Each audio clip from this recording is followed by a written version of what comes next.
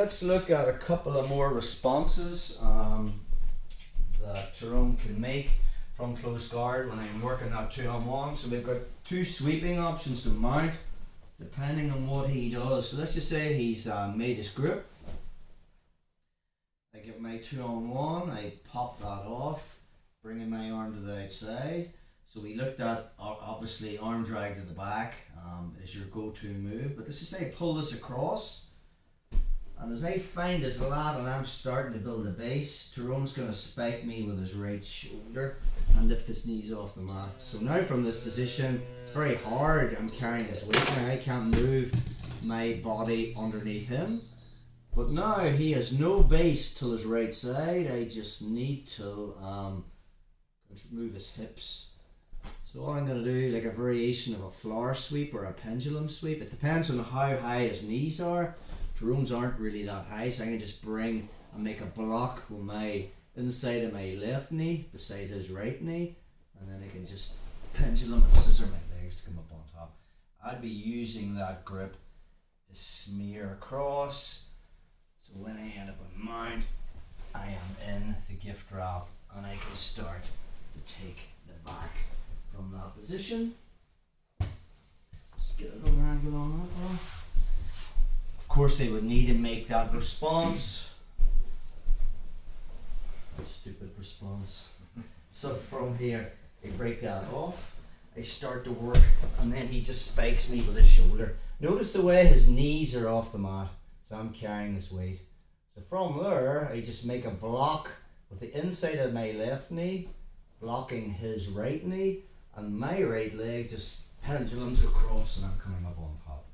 Again, I'll be feeding his right wrist to my left hand, so that when I come up to the mount, I have the gift wrap, I can push in the elbow and switch to T-mount, switch to the wrist, and now I can start to attack the back. That's one option or one response. A second response he might make is I broke the 2-on-1. I pulled it across and he's clamping again. So we looked at how option one was I can make that grip, I can pull his head down, open my guard, and basically lift my hip, and then I can, as my hip drops, I can drag this across and take it back. That was one option.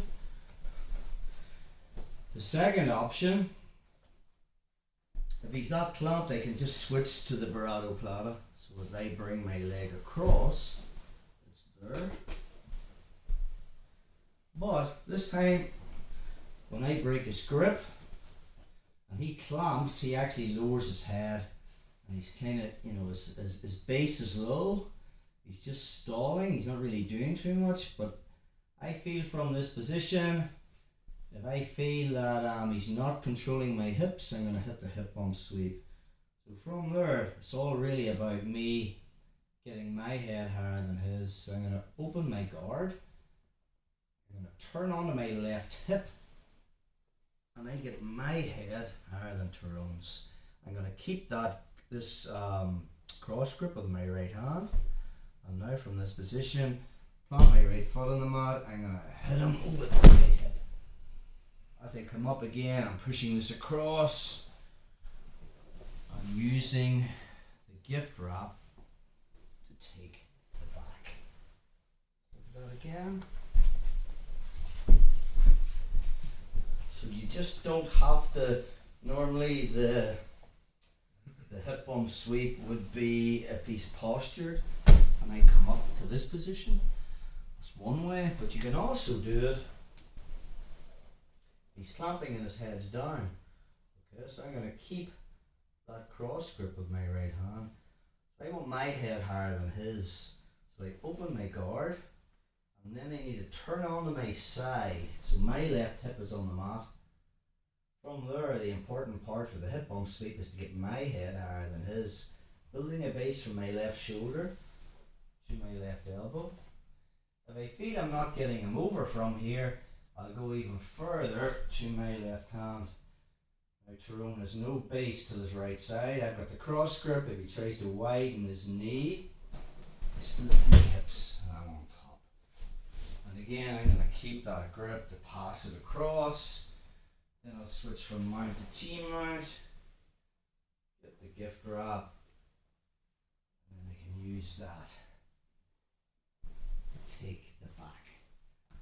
So, options, 2 sweeping options to mount from 2 responses he might make when you're working the 2-on-1 inside your closed guard.